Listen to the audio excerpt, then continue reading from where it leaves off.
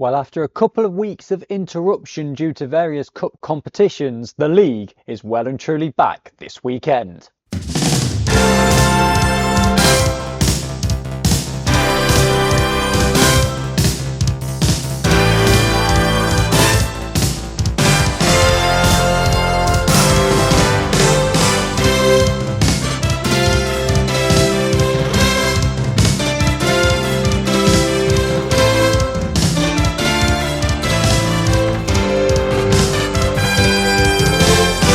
Yes, welcome along to this week's Women's Football Chat, the show dedicated to the third and fourth tiers of women's football here in England. That's the FA Women's National League. My name is Chris Gansby. I'm here every Thursday at 6 p.m, bringing you the very latest from the FAWNL and the 72 teams within it. We look at all of the results, the tables, the upcoming fixtures, and any news from the past 7 days. Now, we didn't really have that many results to go through from the past week, just 5 league fixtures plus then the cup and plate competitions, and we've got nearly a full programme of league action to look ahead to this weekend. I say nearly, there's the odd postponed game due to international call-ups and then one postponed game due to a running over of the plate competition. But we're going to start today with the news, and the news that came out a couple of days ago now, Monday now, is that Chris Funnell has left Lincoln United Women following a short return to the women's first team. We thank Chris for his contributions and wish him well for the future. They will now begin the process of recruiting his successor to drive forward the team.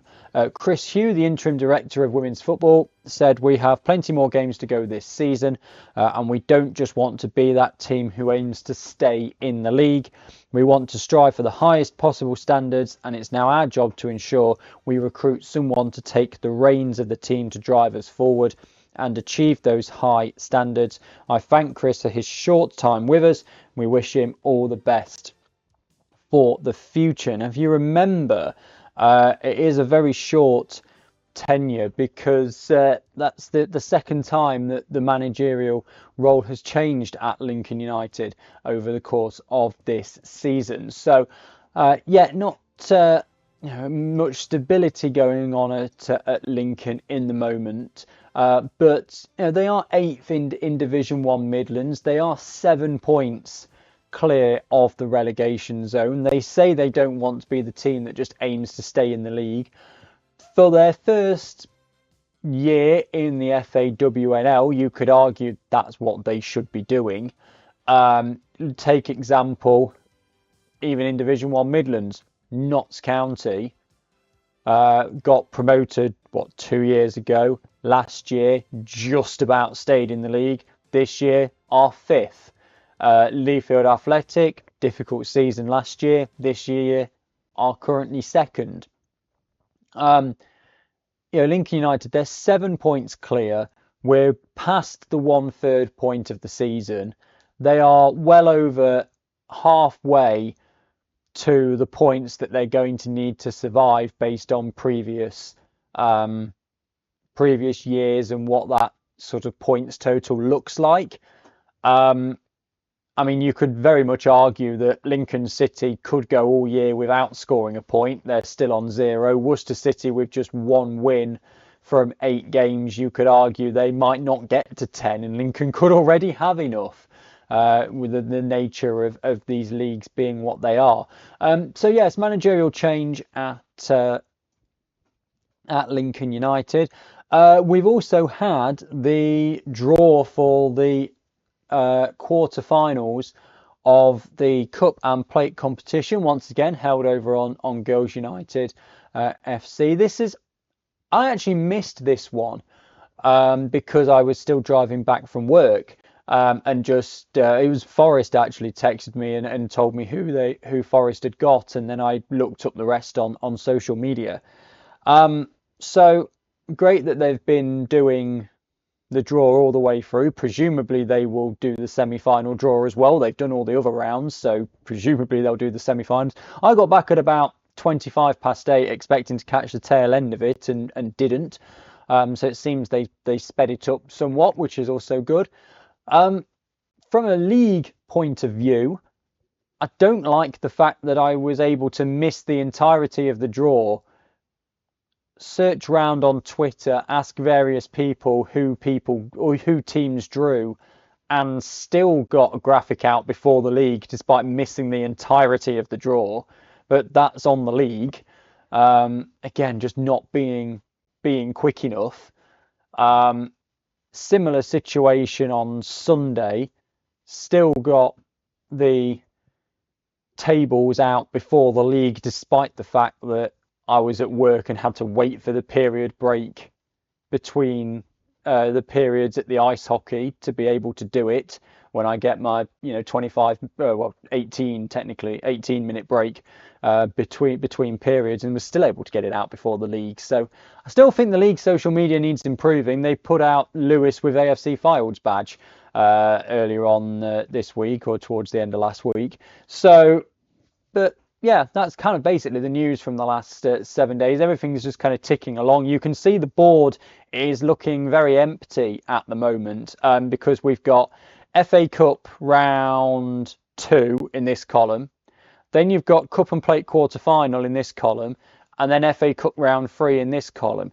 Now, interestingly, the league have left Tier 3 clear for FA Cup round 3 day, which is when the Championship sides come in, but they have filled in Tier 4. Which tells you kind of where teams are expected to get knocked out. So we'll see what happens. Obviously, it's first round day next week. We'll be covering that in a lot more detail on next week's show. But let's get straight into then the results from the past 7 days. We'll start in Division 1 Midlands. It won't take very long doing this. Notts County 0, Leafield Athletic 1. Chloe Shirley 14 minutes to the end, getting the only goal of the game for Leafield Athletic, which means that they jump up to second in the Division 1 Midlands table. They are now just a point behind Peterborough United, having played the same number of games. Northampton Town could also get themselves to within a point of Peterborough if they win their game in hand, and the Loughborough Lightning can get level with Peterborough if they win both of their games in hand. But don't forget that one of those games in hand is Loughborough against Northampton, so they can't both win that game. But it does look as though it's going to be a battle between those top 4 throughout the season. Notts County in 5th are already 10 points behind Peterborough and have played the same number of games. So I think it is going to be those 4 teams that are fighting it out towards the top. Obviously, Leafield beating Notts, that's 2nd and 5th. Everything else has stayed the same. Into the north then. Barnsley 0, Chorley 3, and Cheadletown Stingers 3, Doncaster Rovers Bells 0. We will start with Barnsley against Chorley. Saffron Newhouse in the first minute for Chorley put them in front, and then 2 for Molly Wood, both in the first half. 17th and 45 plus 2 means Chorley had got the work done by half time. And Cheadletown Stingers 3, Doncaster Rovers Bells 0. Rachel Dunlop 22nd and 53rd, and Jessica Gillen in the 87th minute for Cheadletown means that they also win by 3 goals to 0. What it does for the table is moves Chorley and Cheadle both above Leeds United, but they have played a game more now than Leeds United. So they are within, well, Chorley are within 1 point, Cheadletown Stingers within 2 points of Middlesbrough, but Middlesbrough also have that game in hand. So there's a lot that can be done there. I mean, you look at Leeds United down in 4th, having played 7. Huddersfield in 5th, having played 7. Norton in 6th, having played 7. Even Stockport in 7th have played 7. If, for example, they are to win all of those games, you can then, if they all win that game in hand, if Middlesbrough, for example, lose theirs, you could have the top 7 separated by 4 points. And even if Middlesbrough win their game in hand, you could have 2nd through to 7th separated by 3 points, which is great for the division, really hotly contested in that top half there. And then even down towards the bottom, I mean, there's only 3 points between Durham Sestra in 8th and Fylde at the foot of the table at the moment. And You know, York City have got a couple of games in hand on Doncaster Rovers bells, and they're only inside the relegation zone on goal difference. So it's really a the thing I like about Division One North, everybody seems to have something to play for. At some points in the season, you get to it where, I mean, you could argue again in the Midlands, we had a look at that. Notts County have too many points to be thinking about the bottom, but are already 10 points away from the top. Now, yes, of course, they're going to keep battling every single week, but realistically, are the teams at the top going to drop 10 points, and Notts have got to be perfect from now to the end of the season to make that gap up? Whereas in Division 1 North, Stockport County will be looking and going, we've got game in hand, we can easily get up to second, third, and then anything's on. And likewise, Durham are like, well, we're in eighth, but we're actually only a point above the relegation zone because there's 3 teams behind us all on 6 points. Everybody's playing for something. And I think that is with all football, really. But I think more so in this kind of amateur level where it's very easy for teams to it's very easy for the teams that are out at the front to stay out at the front. You don't get, for example, a mid-season managerial change where a team that's flirting with relegation then goes perfect the rest of the year and ends up at the top of the table. For one, there's not really enough games to do that. And two, because it's the amateur and we're not training all the time, a manager's not coming in with huge levels of coaching badges like in the men's game, training every single day, implementing an entire new system that they pick up instantly when you're only training once a week, maybe twice a week, and then flying up the league table over the course of the 28, 30 games that are remaining in the season. Here, there's 14 games left. There's 42 points on offer left. And you're expecting to get up there. You're expecting the teams at the top to drop a huge number of points, which they're just not going to do. But that's what I like about Division 1 North at the moment, going back to my original point, is that you don't then have, when at the moment, we're not got teams that are playing for absolutely nothing. Right then, finally, Division 1 South West. Southampton Women's with their first points of their first point of the season, sort of. Their draw 1-1 with Bournemouth Sports is their first point of the season. They are still yet to announce their lineup. Neither Twitter page has the goal scorer on for Southampton Women either. Bournemouth Sports' was from Leanne Falkenstern in the 67th minute. It does mean, of course, we're missing the opposition player of the match from that game as well, but I've noted that down. So it's an interesting. So they've got their first points of the season. Swindon Town 4, Portishead Town 2. We've got Poppy Dearlove in the 26th minute, Annabelle Colston in the 50th and the 53rd to make it 3-0. Portishead then get 2 back, Alana Torrington 63rd and Kelly Jones 67th, before Swindon Town through Taylor McDonald make it 4-2. We go to the table, and you will see that Swindon Town are now 10 points clear at the top of the table, but they've played 4 more games than AFC Bournemouth.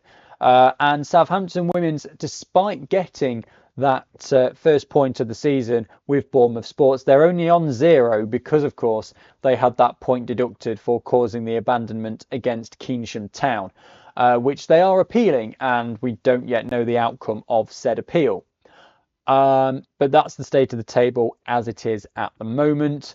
And again, so it's kind of this. I'm kind of going on the same sort of way here, going back to what I was saying about the North. I'm going to take Keynsham Town, maybe not Keynsham, Maidenhead. Let's take Maidenhead United. Their 7th spot, 9 points. I don't believe that Maidenhead United are going to get dragged into a battle towards the bottom. They've got to somewhat keep looking over their shoulders, but the teams at the bottom need 2 wins just to catch up to Maidenhead United.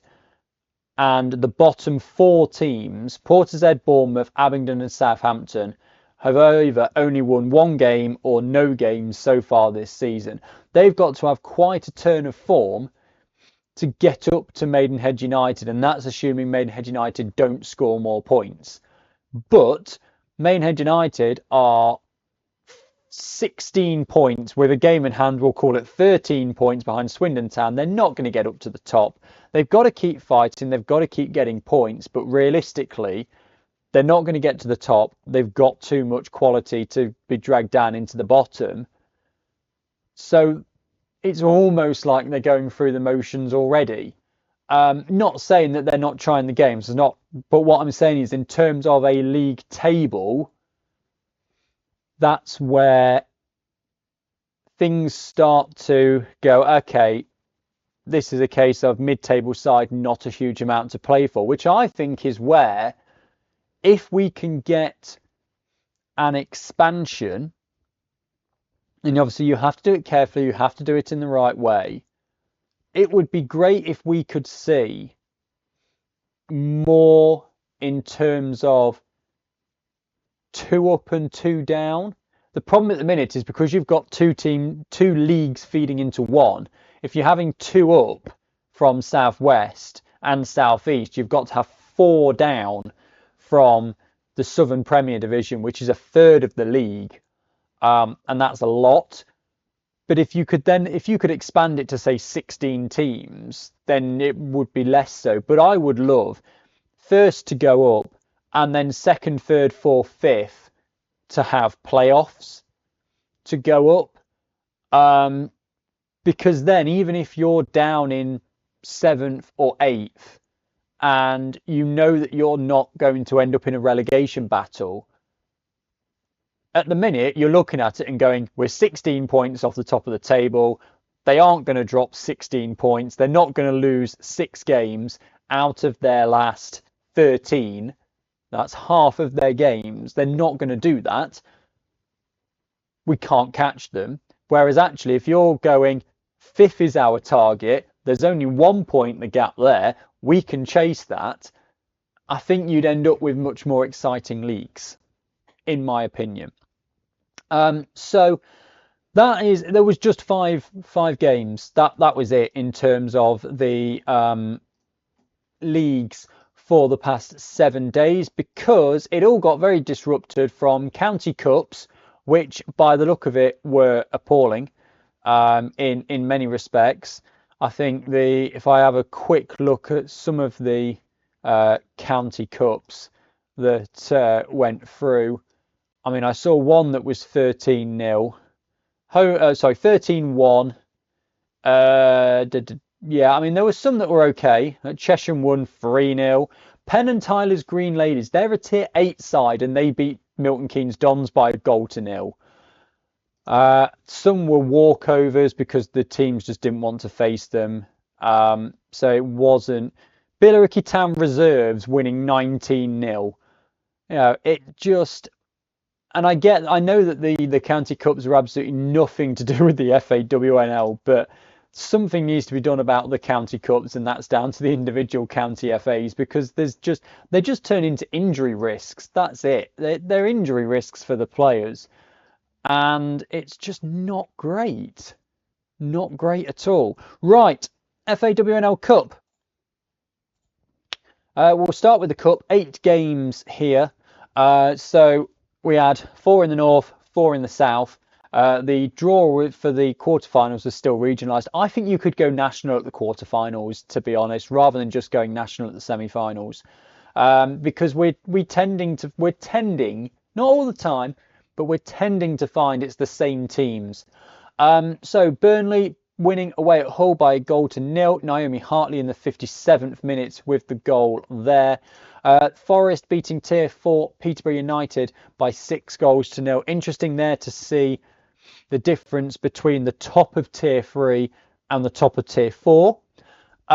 Goals in this one: Charlie Wellings in the 11th minute, Melissa Johnson 42nd and 55th, Bridget Galloway 67th, Sophie Domingo 86th, and Millie Chandarana in the 94th. Stoke City needed extra time to beat Liverpool Fed. Remember, they beat them 6-0 last week. They needed extra time this week. A hat-trick for Millie Grace Ravening, though. 39th minute in normal time. Bethany Donoghue in the 77th minute, equalising for Liverpool Feds. And then in extra time, 5th minute and 13th minute of the extra period, Millie Ravening getting her hat-trick to send Stoke through into the quarter-finals. And then I said how interesting it was to see top of tier 3 against top of tier 4. Here's top of tier 4 against bottom third of tier 3. Middlesbrough 1, West Bromwich Albion 0. Lauren Robson with the only goal for Middlesbrough, which means we have a tier 4 team in the northern half of the Cup quarter-finals. So great result that for Middlesbrough against West Brom. If we move to the southern half of the draw, the game of the day was Ipswich against #United. So interesting to see how those two sides towards the top of tier 3 would battle it out. And the result was a win for #United, the defending cup champions, of course. And this was actually an own goal from Ipswich in the 37th minute that proved to be the difference maker in that game. So #United through to the quarterfinals again. An all tier 4 battle between Moneyfields and Real Bedford goes the way of the new FAWNL side, Real Bedford, by 5 goals to 1. Abby Benstead in the 14th minute, Chiara Miola in the 55th, Amy McLean in the 58th, 3-0 up. Real Bedford were before Moneyfields got one back through Shannon Albury in the 60th minute. And then Trisha Gould, 65th, and Emily Wilson in the 88th minute. So Real Bedford winning by 5 goals to 1. Plymouth Argyle beating Billericay Town by 2 goals to 1. Charlotte Whitmore in the 42nd minute and Georgia D. Wilson in the 64th minute with the goals for Plymouth Argyle. Bonnie Horwood, there's no time on her goal, but we do know it was in the first half for Billericay Town. And then Watford winning by 6 goals to 1 against Tier 4 Queen's Park Rangers. Sophie McLean in the 7th minute, Megan Chandler in the 18th, then Florence Fife in the 36th and the 92nd, Ellie Head in the 68th and Anna Philby in the 78th. Courtney Ward Chambers with the only goal for Queen's Park Rangers. That was in the 20th minute, so it was 2-1 for a time, but Watford, the team through.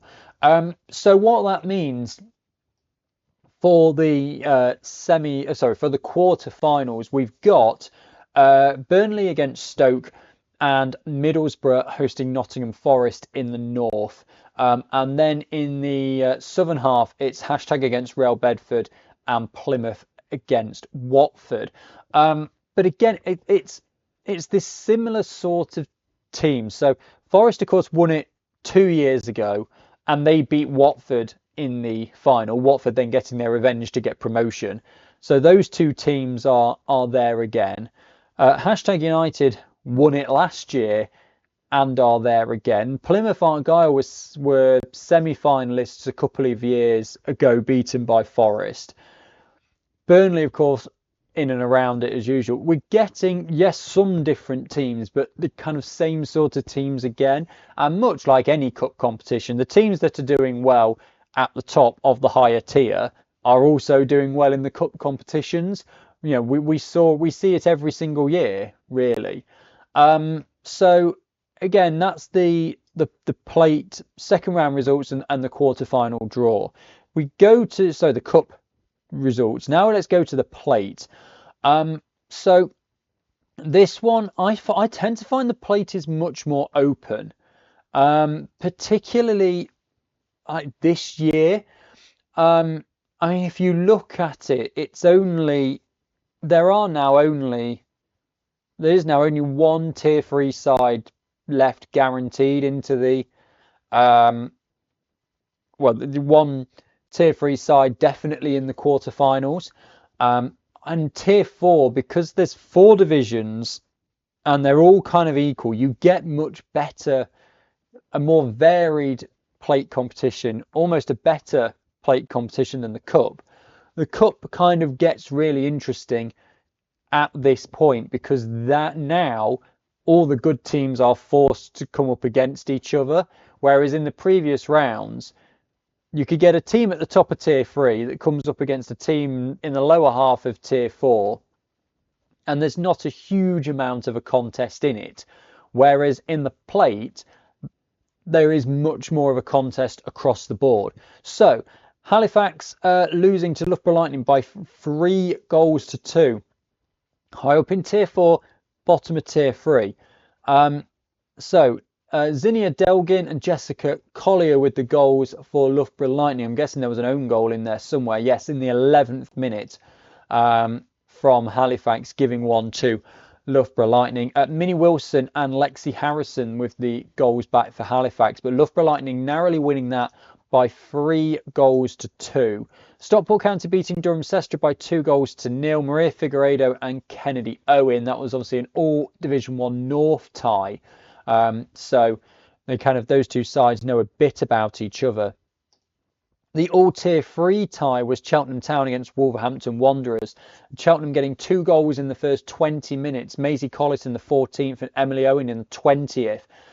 Giving them a 2-0 lead. That lasted just a couple of minutes before Anna Morfitt got one back for Wolves on 22, but Cheltenham then held on for the rest of the game and Wolves out of the plate competition. Will that, though, benefit them in the FA Cup with lots of prize money and in the league if they haven't got such a crammed fixture schedule? We'll have to see how that one plays out. And that result may prove to be a bit of a blessing in disguise for Wolves. Then Aston Villa 1, Manchester United Academy 3. Sienna Waring, Amelia Oldroyd and Anna Fletcher with the goals for Manchester United, who are through to the quarter-finals. Into the southern half, Norwich City against Actonians. That's 2 for Shannon Shaw. Puts Norwich City into the quarter-finals. AFC Bournemouth against Worthing in all Division 1 South West tie.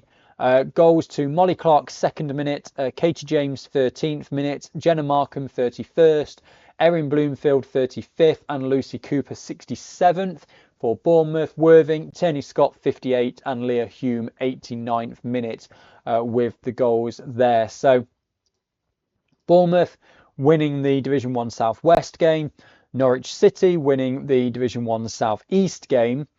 Cambridge United beating an academy side by a goal to 0. Isabella Simmons in the 12th minute with the only goal of the game, which means we've got rid of another PGA side.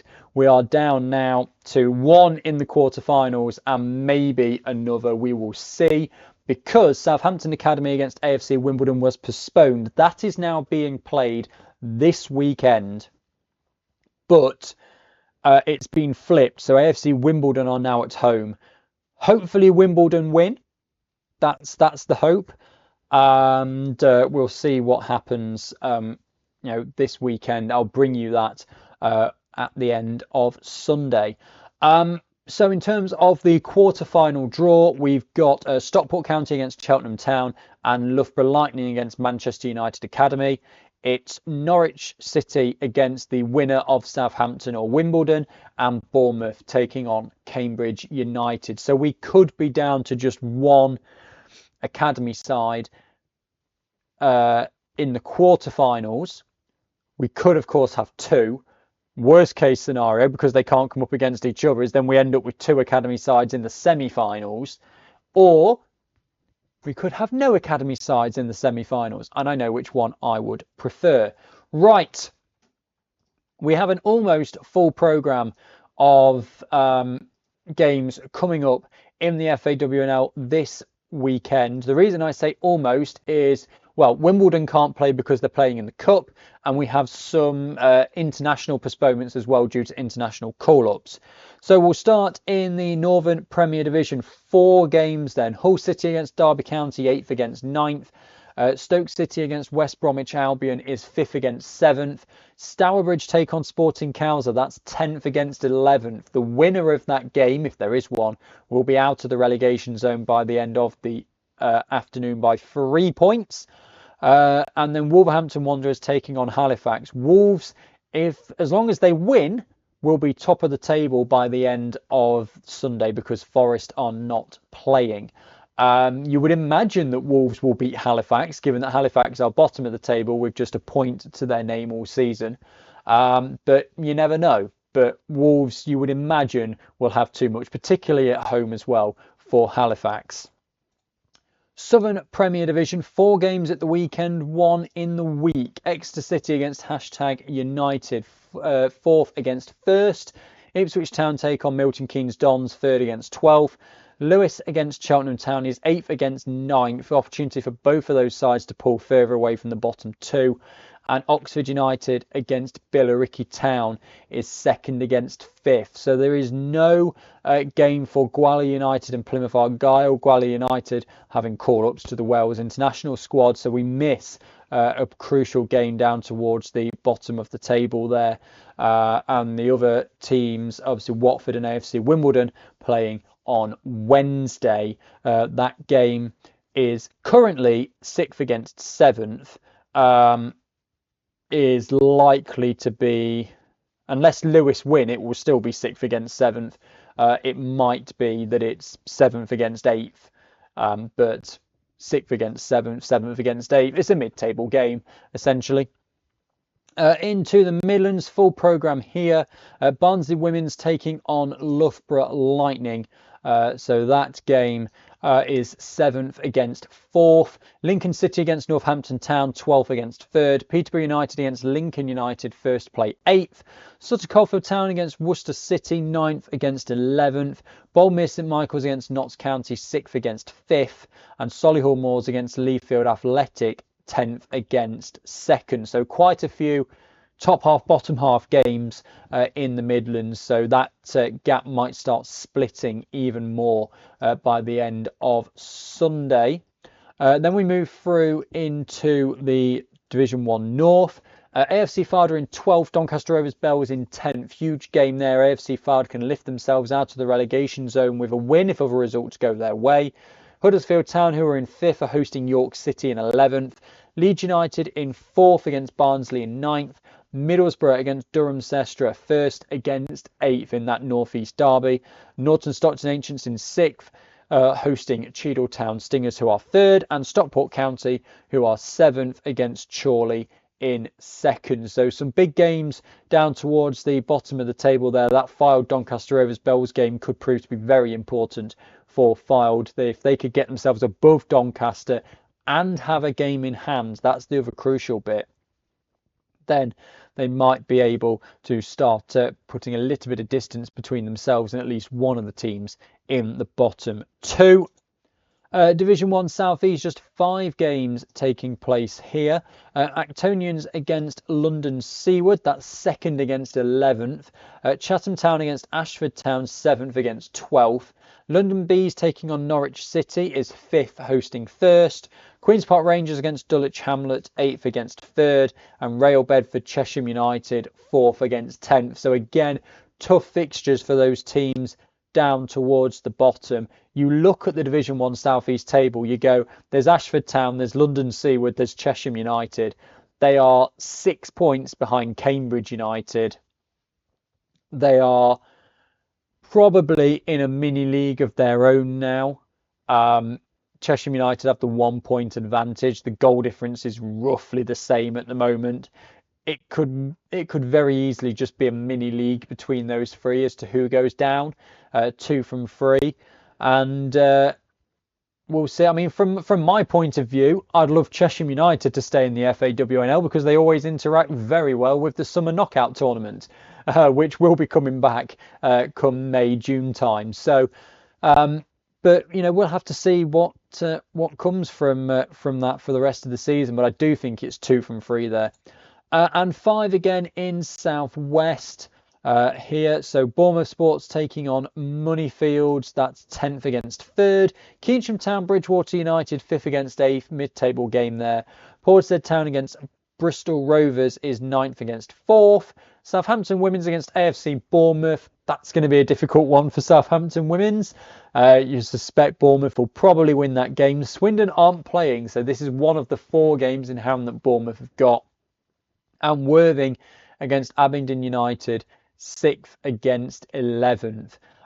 So you look at those fixtures, you go, Bournemouth Sports are hosting the team in 3rd. Portishead Town have got the team in 4th. Abingdon United have got the team in 6th.